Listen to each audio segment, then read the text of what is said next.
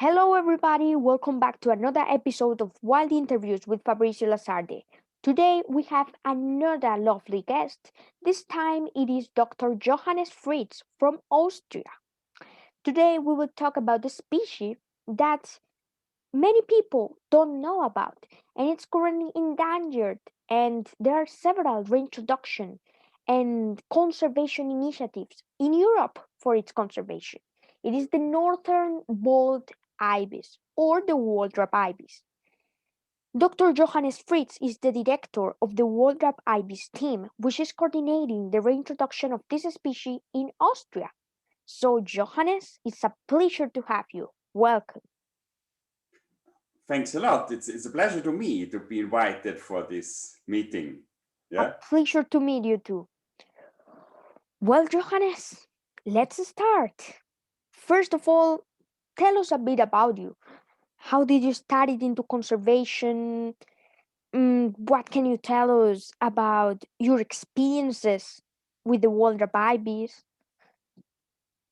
Well, okay. I mean, I'm from Austria, as you said. I'm now 53 years old, and I started my career as a biologist, studying mainly behavioral biology in Vienna. I worked in Cambridge for some time. But so end of the 90s, I was at an institute in Upper Austria, Konrad Lorenz Institute, and at that time, some people started to raise this species, the northern bald ibis, with they took chicks from zoos and started to hand raise them, and they were free flying just to study their social behavior. But in August, these birds disappeared unexpectedly. We lost them out of sight. We were not aware where they are. But we got some site reports, surprisingly from far away, hundreds of kilometers away. But most of these birds died and or disappeared. The next year, the same happened. Again, beginning of August. And it became clear that this species still performs a migratory behavior, even though they were in zoos since generations. The problem was that these birds, they left from this valley in Upper Austria, but into different directions. Many of them even towards north. And so they were totally misdirected. They migrated, they wanted to migrate, they were able to fly for these big distances, but they had no information about the appropriate wintering site. Exactly. And so, I mean, this was just an observation of scientists about this. And but at that time, the cinema movie was quite famous called Fly Away Home. It was a story of a girl which flew with a microlight plane and guided geese through the states to a wintering site in the United States. It was a Hollywood movie about a real story. Mm. And we thought, this could be the way to lead these northern bald ibises from breeding sites north of the Alps to appropriate wintering site, which could be a place in Italy. And that's how this story started. It was beginning of this new century. So in 2001, 2002, we started with it, and it's developed step for step. Wow, it's quite a big story, and well, then poor northern bald ibises that didn't know where to go. They are, of course, I understand that they may be captive bred birds that were reintroduced, and they have that sense, they lack that sense of direction. That if it was a wild born bird, it would know where to go, and at least, have like a sixth sense that tells them where to migrate. And I imagine that the birds that went north had quite a rough time, am I right? I mean, if they are going to the wintering grounds, a place that is hotter where there's no winter, and if they went north, it would have been more difficult for them. Am I right? I mean, definitely it was the wrong directions towards north. So it was surprising that they even did that. They had no chance to survive in these regions. I mean, some of the birds reached Netherlands, which has soft winters and some possibility to survive, but generally spoken, it was totally the wrong direction for them. I mean, maybe some part of the explanation for this misdirection was that the breeding place was located north of the Alps. So the way to south was the most difficult direction. And so maybe they chose a direction which is easier to fly for them. Anyway, they were misdirected, but they showed us that, I mean, they started at the appropriate time in August. They were able to fly for long directions, and so they showed that they basically are still migratory birds as they were in the wild. Yeah, they went extinct in Europe already 400 years ago, and we know that they were migratory at that time. And we also saw that these birds from the zoos still are able to migrate, and we just need to show them the right direction, the right place to winter. But just show them was indeed the most difficult, the most challenging part of the reintroduction project, because yeah, it needs this method of the human-led migration. But thanks to that movie, it inspired you to apply the same idea with the northern wild ibis. And and yes, you are right. This human-led migration may may have been something that the birds with the time should develop, like going and coming back alone without the microflight, you know. But from what I read, yes, 1 or 2 years after you led the birds to Oasidi Borbotello, or was that the name? It's a WWF reserve, Laguna di Orbetello. Yeah, it's in That one. Tuscany, so near Rome. Yeah, Laguna di Orbetello, exactly. Mm. And well, they returned alone after you guided them, and then they migrate without the help from the plane. Am I right? Mm-hmm. Yeah. So this was, I mean, this was the critical part of the project. I mean, first it was challenging to find a method that the birds follow the microlight. This is difficult. Uh, they need a reason to do so. The reason, by the way, that they follow the microlight is that the foster parent is in the microlight, because the birds basically don't follow the microlight. The microlight has no particular meaning for the birds, no reason to follow them. It's just a vehicle which helps the foster mother or the foster father, a human person, to fly and to lead them. So they follow this person in the microlight. But at the end it worked, and we succeeded to lead the first birds from sites north of the Alps over about 1,000 kilometers to the wintering sites. And at the beginning, we expected that they return in spring of the following year. And we were very excited, and we were on site in Tuscany and observed the birds and expected them to leave. They didn't. It was very frustrating, because we thought, when they don't return to the breeding sites, everything makes no sense. But at the end, we realized that the bald ibis, like many other species, have no reason to return to breeding sites before they are sexual mature.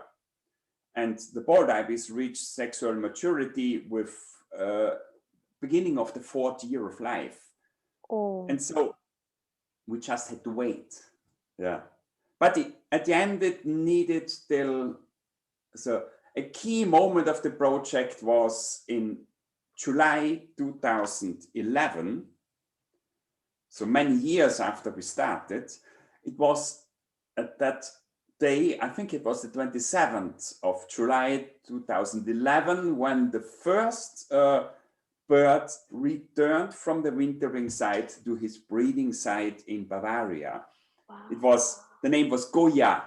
Good, yeah. The name of this, we have names for each of the birds. And it was Goya, a female. It was not yet sexually mature, so it was 3 years old. And this was absolutely the highlight for the project, because it basically showed the method could work. The birds have the motivation to return, and they are able to find back to the breeding site. And so basically in 2011 it started. This female returned to the wintering site. The next year it came back to the breeding site. That year it was already sexually mature. And so it also reproduced. Wow. Well, imagine, yes, that it's a great achievement, and it was the first of hundreds of birds that would return in the following years. And not only that, but another question I have. The population at Souss National Park in Morocco is actually a sedentary population. They Mhm. don't migrate because, well, actually in Morocco there's no winter. But um, wasn't there a possibility that the birds reintroduced in Austria, crossing the Alps to Italy, could have stayed and become a sedentary population in Laguna di Orbetello? Uh, I didn't understand quite well. You mean if there couldn't be a population, a sedentary population in Laguna di Orbetello? Y- Okay.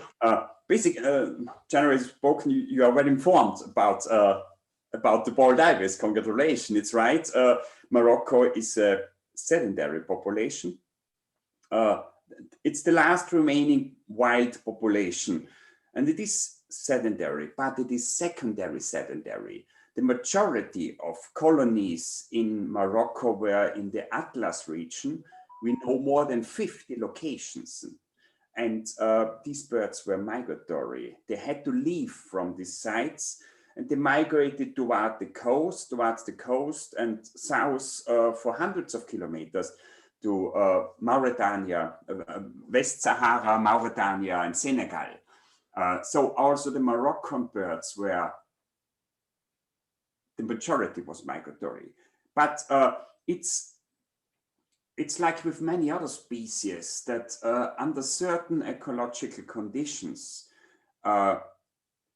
migratory species can change to a sedentary lifestyle. This is mainly in regions close to the coast, with a climate which is not too cold in winter, not too hot in summer, and has food availability year round. Exactly. So, I mean, and basically there could be a sedentary colony in Italy, but this would mean basically it would be in a similar situation than the one in Morocco. It has some advantage under certain ecological conditions to be sedentary, but you depend on appropriate conditions on this particular place. And if these conditions change, you have a problem, because I know no example that a second sedentary colony changes back to a migratory lifestyle. And when we look on the on reproduction fecundity, we find that in Morocco the number of chicks per nest is about 1.3, and we have about 2.2 chicks per nest. So we have almost double the reproductive rate of the Moroccan colony. Why? Mainly because they migrate to the north side of the Alps, which has perfect conditions during For spring and breeding. summer to raise chicks. And when the winter comes, they leave back to Italy. In Italy, they would find food enough for themselves during spring and summer, but they would hardly have enough food during this dry season to raise their chicks. And it's similar in Morocco. They can live year round, but they have not a quite good reproductive success, what is essential for the development and sustainability of the population. And well, Johannes, that confirms something actually, that maybe for a big scale reintroduction, or for the long term continuing of this project, they need to keep being migratory. Because, for example, you are right, 400 years ago this species was distributed in, well, in several countries of Europe, and it was seemingly stable until hunting began and everything, and they became extinct in Europe. But well, if in the future there are other reintroduction plans in other countries, this migratory plan and this project, all the research you are doing, could really be of a great advantage to the new project or the new reintroduction plan. And hopefully there are many more to come. So well, I think that we can go to the moment, or to the part where we have some fun facts about the species. What can you what can you tell us about the species, like a description of it, or what are the best parts? What do you like the most of the northern bald ibis? Yeah. uh, I mean, the northern bald it's an ibis species with about 1,200, 1,300 grams. It's a black bird. Uh, I mean, for me, it's quite charismatic, exotic, how it looks like with this naked face, with the feather boa.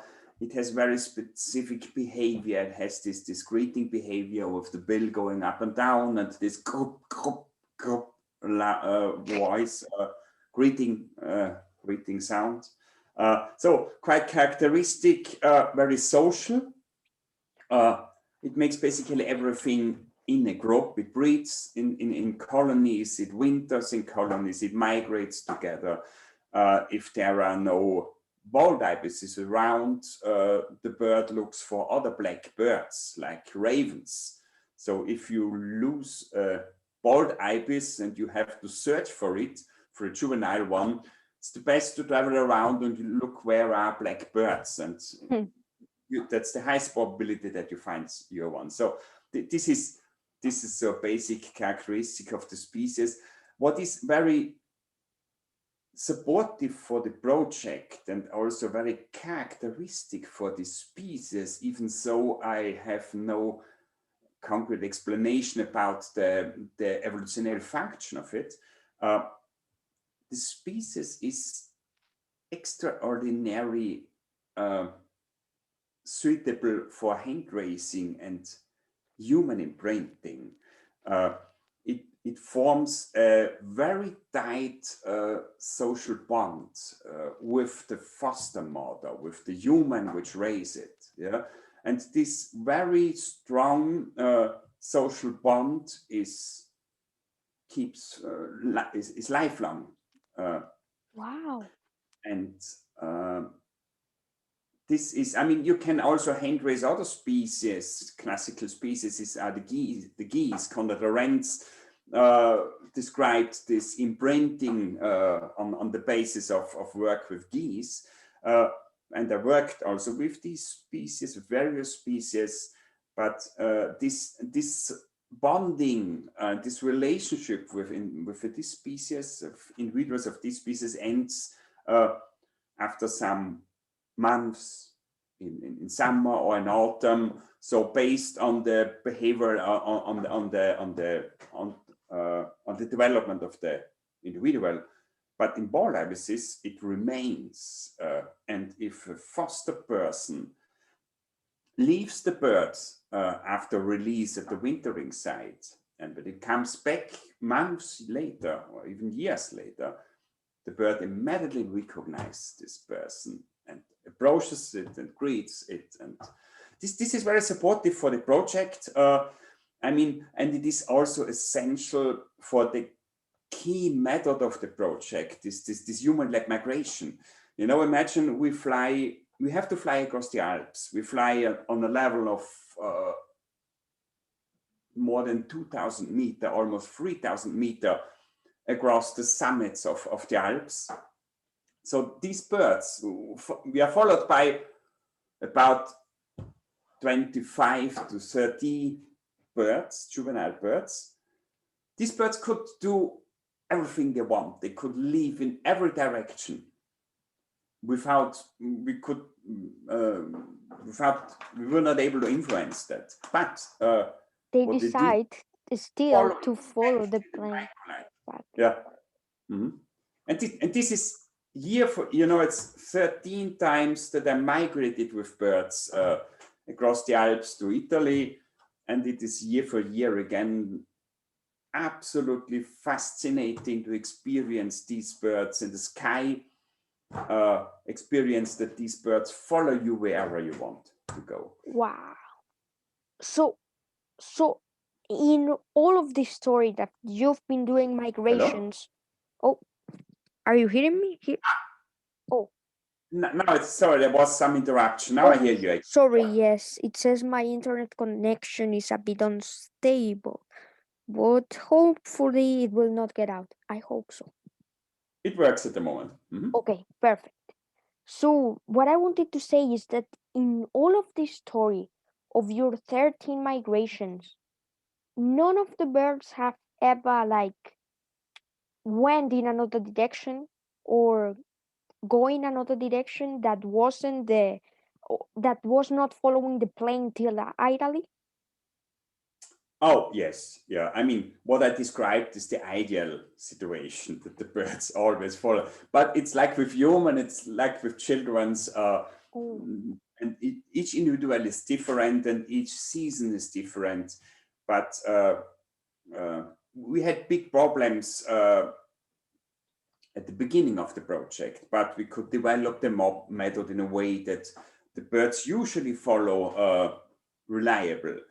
I mean, what we have every year is, particularly in the Alpine region, that we have attacks from eagle owls. From golden eagles, not eagle owls, from golden eagles. Golden eagles. Attacks on the birds, yeah? And under such conditions, the birds do what they naturally do. They fly around away in every direction. They fly downwards to the to hide, to escape the golden eagle. Yeah, and under such conditions, from basically from 1 second to the next, you are somewhere in the sky without birds, and you have to start searching for them, calling for them, circling around, and wow. Basically sometimes you find all of them, sometimes some individuals are missing and you can just hope to find them the day or the next day, whatever. Yeah. But this is basically natural. That's what happens during migration. And well, now that you mention, golden eagles are another vulnerable species in at least in Central Eastern Europe, in what's Czech Republic, Hungary, and yes, that would be another species good to talk about and raise awareness. And I find very, I don't know how to describe it. It is not funny, but interesting that this happens with those two species. And sometimes this scenario occurs because I wouldn't expect it at all. You know, it's very interesting that you are saying this. And well, by the way, does the northern bald ibis have any predators? Indeed, I mean, the golden eagle is a predator. The eagle owl is a predator. That's the main species. But also when they roost somewhere, it's the fox martyrs. But in fact, natural predation is only a minor reason for mortality in our population. It's about 10 to 15% of the losses are due to natural predation. The majority of losses are human caused.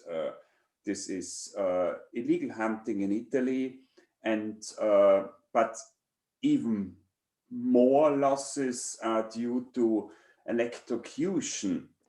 So the birds roost on power poles, and if they are unsecured, not isolated, They then they yeah, they receive die. the shock and die. Yes. Yeah, yeah. So these are the main problems or the main losses, not so the predation. Yeah.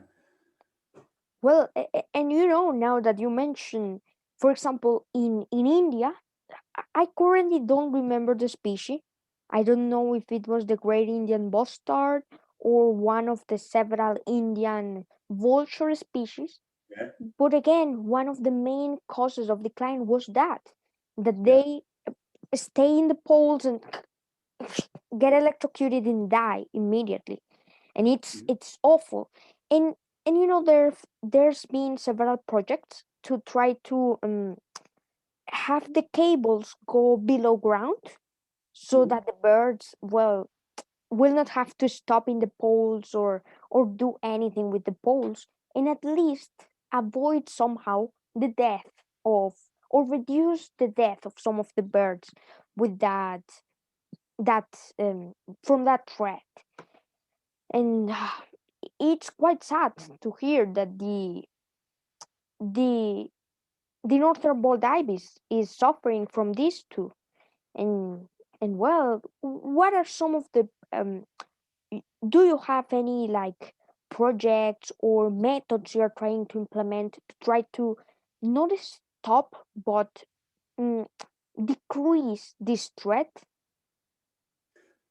Yes, this is a key aspect of the project. It became a key aspect of the project. I mean, our conservation project raises a lot of public awareness because of this flying with the birds. You know, this is, meanwhile, we have worldwide awareness about it, but particularly in Europe. Uh, and we use this. We use the northern bald ibis as a flagship species to act against these threats. I mean, what we did we had the European Life project, so a project funded by the European Union for 6 years in the past. It ended end of 2019, and a key focus of this project was to act against illegal hunting in Italy, Mm, raising awareness, trying to identify poachers, and cooperating with the hunting associations, set pressure on them. And indeed, we could halve the rate of losses in Italy due to illegal hunting uh, because of this campaign. And we continue with it because we are convinced, and it is a main focus. Uh, it has advantage for all the species which migrate across Italy. And Italy is a hotspot of illegal hunting in Europe. Millions and millions of birds are illegally hunted there, not only the bald ibis. And so we have a responsibility as a European project and as a conservation project, not only to care about the bald ibis, but to care about generally about this incredible threat. And I mean, we also started already to act in a similar way against electrocution. I mean, electrocution is not an illegal threat in the sense of illegal hunting, but it is the responsibility of the network providers to care and to retrofit these power poles to isolate them. And what we do is we raise awareness for this threat. It's basically the majority of people and the majority of politicians don't know about the threat of electrocution. And I mean, in Germany, there is law which forces the network providers to insulate all the power poles. And this happened through in 2016, the majority of power poles were insulated in Germany. And since then, we lost no birds in Germany due to electrocution, while in the same period in Austria, the next country, more than 40% of the losses are due to this threat. And so we raise awareness for this and set pressure on the politicians at the end to change the law in a way that we have also that we overcome this threat also in Austria, Switzerland, Italy. I mean, it's many countries. Yeah. Well, the best thing of all of this is that it will not only benefit the northern bald ibis, but all of other species of birds that also are affected by electrocution. You talked about the illegal hunting. Illegal hunting of migratory birds in Europe is responsible for millions of deaths annually of migratory birds, and it's very bad, but hopefully, as you mentioned, there could be ways to try to work out with the hunting associations or find a way to decrease the hunting at some extent of several species, if not all of them, and to hopefully um, apply several laws or things in those countries. Like in USA, for example, you can only hunt that determined quantity of that species. And but well, I don't approve hunting at all, but we cannot outrule hunting. We are not in the position to do so, but at least try to decrease it to some extent. Yeah. So well, Johannes, what achievements, apart from the ones you've already mentioned, which are a lot, have the Waldrapp Ibis team done on all these years since your foundation? Mm-hmm. I mean, it's still the main aim of the project to establish a self-sustaining migratory population of this endangered species.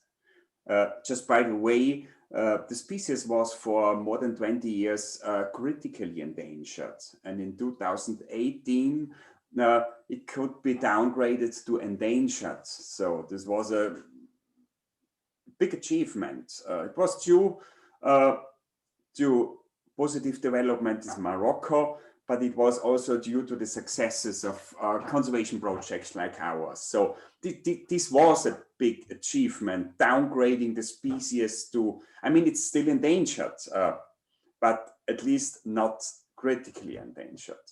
But we have now a population of about, let's say, 150 wild-living birds in Europe. They reproduce, they migrate. We had 2020 about 27 fledgling chicks in the wild. So the population is developing, but modeling shows that we are just halfway towards a self-sustaining population.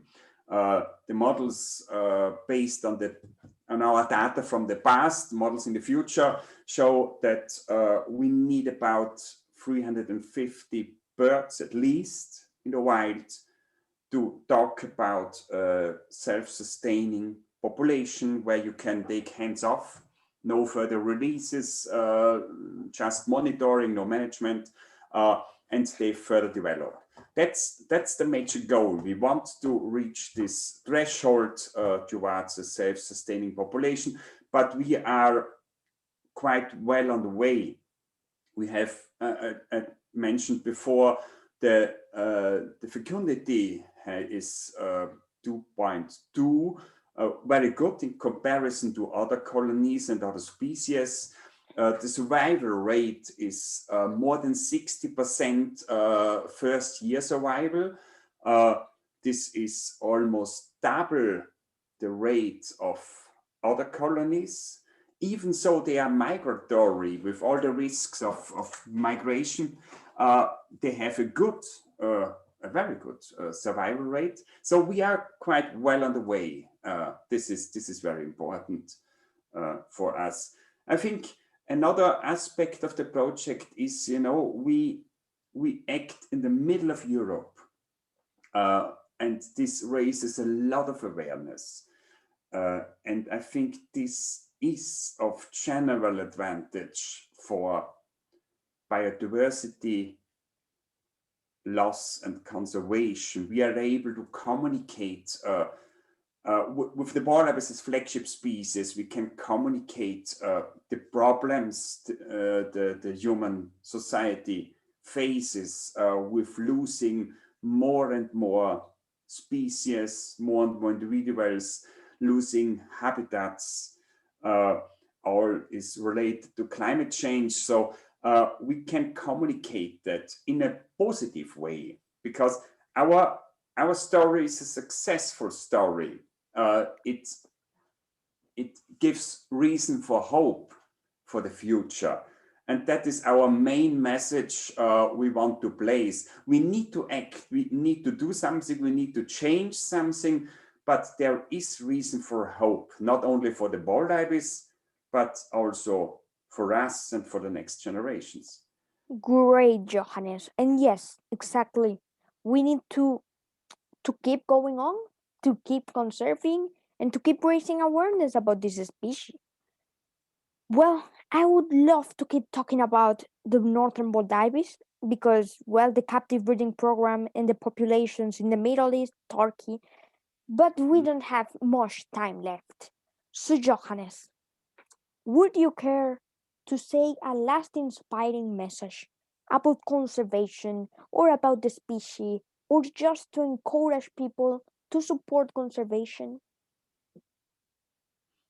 Yes, I mean, I come back to this, to the key slogan of our project, Reason for Hope. We face a lot of problems in our world.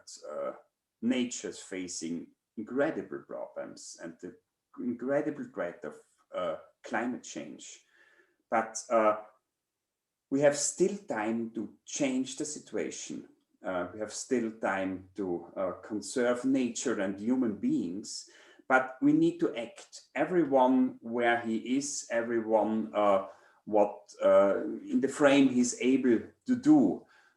We are a small team. We started from with almost no budget in 2000, and we could develop this project conserving a species, and basically everything can make a change. And so let's change it together. Let's make the change and give us our reason for hope for the future. Good message, Johannes. Pretty good message. And yes, we need to change together, change change what we are doing wrong on conservation, like for example, um, stop the threats and try to conserve even our local birds, our local species that we might see common or we might see every day, but that if we continue like we are doing, they could also be in the position of other species like the northern bald ibis, or I don't know, uh, endangered, or yes. So we need to try to do our best and keep conserving. Yes, Johannes, good message. Well, people, this is the end of today's interview. I hope you like it. Remember to subscribe. You can donate to the Waldrapp Ibis team and follow them on their social media to keep updated on all of these amazing projects. And have a good day. Hope you subscribe. Johannes, thank you for your time. Thanks for being here. It was a great interview and a pleasure to meet you. Fabrizio, great. Was really a pleasure for me. You make great work. You make this perfect. I'm really impressed about how you communicate and how you make the discussion, how well informed you are. So it was really a great pleasure for me. I'm looking forward. I assume you give me the information when you have the interview online. Yeah, so we can also share it. Yeah. Sure, Continue. Johannes. I will. Continue to work like this. It's very important. Very important work to do. Yes. Well, bye everybody. Follow us. Bye.